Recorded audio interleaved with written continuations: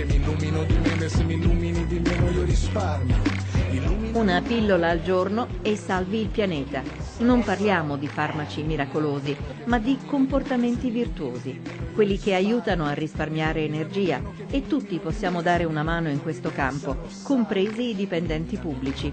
Ne è convinta l'Agenzia di Protezione Ambientale del Veneto, che insieme al Ministero dell'Ambiente ha chiesto a chi lavora nella pubblica amministrazione uno sforzo in più per difendere l'ambiente.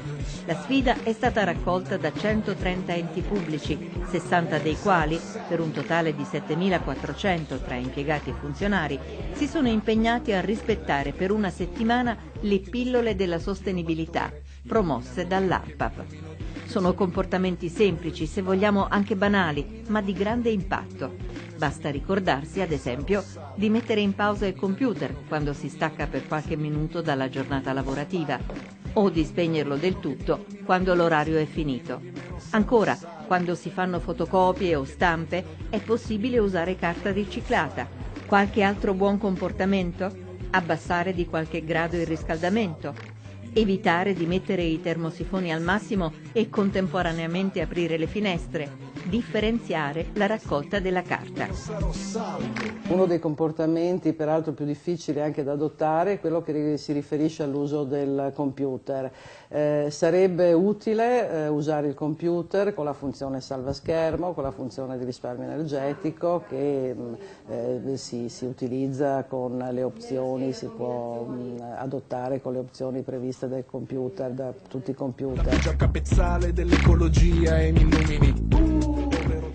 Tutti buoni consigli, penserete voi, ma di scarso impatto economico e sociale.